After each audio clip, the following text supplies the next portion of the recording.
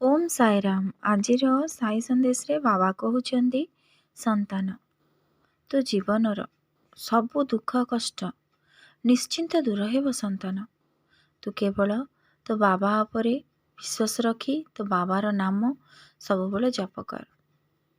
ହଁ ସନ୍ତାନ, ତୁ ପ୍ରତିଦିନ ସୂର୍ଯ୍ୟ ନାରାୟଣଙ୍କ ନିକଟରେ ହନୁମାନ ଚାଳିଶା ପାଠ କର।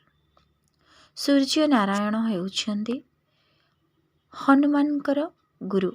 ତୁ ଯଦି ହନୁମାନଙ୍କ ଚାଳିଶା ସବୁବେଳେ ସୂର୍ଯ୍ୟ ନାରାୟଣଙ୍କ ନିକଟରେ ପଢ଼ିବୁ ପ୍ରତିଦିନ 8ଟା ପୂର୍ବରୁ, ତୁ ନିଶ୍ଚିନ୍ତ ତୋ ଜୀବନର ସମସ୍ତ ପରିବର୍ତ୍ତନ ତୁ ନିଜେ ଦେଖିପାରିବୁ।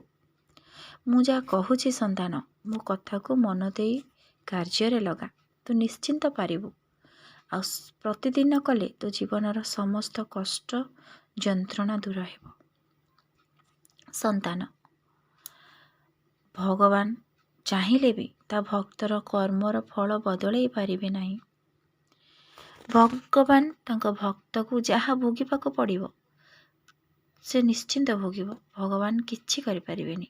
କେବଳ ତୁ ଯଦି ଭଗବାନଙ୍କ ନାମ ନେଉ, ସେଥିରୁ କିଛିଟା ତୁ ମୁକ୍ତି ପାଇପାରିବୁ। ଯେଉଁଟା ପଥର ଆକାରରେ ତୋତେ ପଡ଼ିବାକୁ ଥିବ, ସେ ଟେକା ଭଳିଆ ତୋ ଉପରେ ପଡ଼ିବ, କିନ୍ତୁ ପଡ଼ିବ ନିଶ୍ଚିନ୍ତ। ତୁ କେବଳ ତୋ ବାବାର ନାମ ତୁ ସବୁବେଳେ ନିଜ ତୁଣ୍ଡରେ ନେଉଥା। ଖାଇଲା ବେଳେ, ବସିଲା ବେଳେ, କାମ କଲାବେଳେ ସବୁବେଳେ ତୋ ବାବାର ନାମ ତୋ ହୃଦୟରେ ରହିବା ଦରକାର। ସନ୍ତାନ,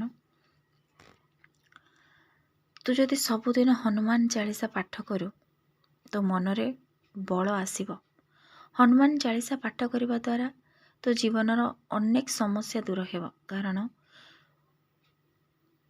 ଭଗବାନ ହନୁମାନ ତୋର ସମସ୍ତ ସଙ୍କଟ ଦୂର କରିବେ।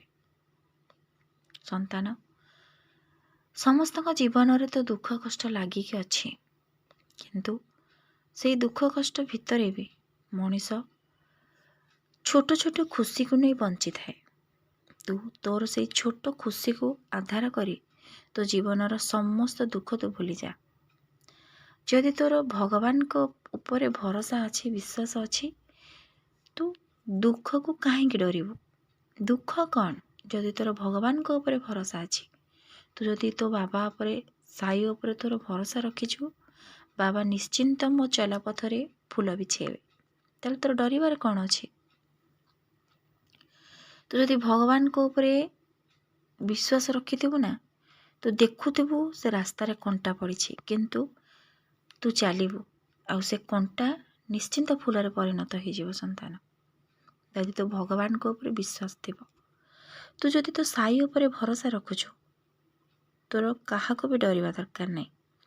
ତୋ ବାବାର ନାମ ସବୁବେଳେ ଉଚ୍ଚାରଣ କର, ମନରେ ଦୃଢ଼ ବିଶ୍ୱାସ ରଖ, ପ୍ରତିଦିନ ହନୁମାନ ଚାଳିଶା ପାଠ କର, ଦେଖିବୁ ତୁ ନିଶ୍ଚିନ୍ତ ସଫଳ ହେବୁ। କେବଳ ମୁଁ କହିବା ଅନୁସାରେ ତୁ ତ କାର୍ଯ୍ୟ କର, ସଫଳତା ତୋତେ ଭଗବାନ ନିଶ୍ଚିନ୍ତ ଦେବେ। କର୍ମ ତୋ ହାତରେ ସନ୍ତାନ, ଫଳ ନୁହେଁ। ତୁ ତ କର୍ମ କରିଚାଲ, ଫଳକୁ ଭଗବାନଙ୍କ ଉପରେ ଛାଡ଼ିଦେ। ଭଗବାନ ନିଶ୍ଚିନ୍ତ ତୋତେ ତୋ କର୍ମର ଫଳ ଦେବେ। ମଣିଷ ଭଗବାନକୁ ଡରେ, କିନ୍ତୁ ଭଗବାନକୁ ଡରିବା ଦରକାର ନାହିଁ। ତମେ ନିଜ କର୍ମକୁ ଡର। ପ୍ରତିଦିନ ନିଜକୁ ପଚାର, ତମେ ଆଜି କ'ଣ କଲ? ନିଶ୍ଚିନ୍ତ ତା ଉତ୍ତର ତମେ ଖୋଜି ପାଇବ। ଭଲ କର୍ମର ଭଲ ଫଳ ନିଶ୍ଚିନ୍ତ। ସନ୍ତାନ, ତୁ ସବୁବେଳେ ତୋ ବାବା ଉପରେ ଭରସା ରଖି ତୋ କାର୍ଯ୍ୟ କରିଚାଲ। ତୋ ବାବାର ଆଶୀର୍ବାଦ ତୋ ସହିତ ରହିଛି, ରହିଥିବ।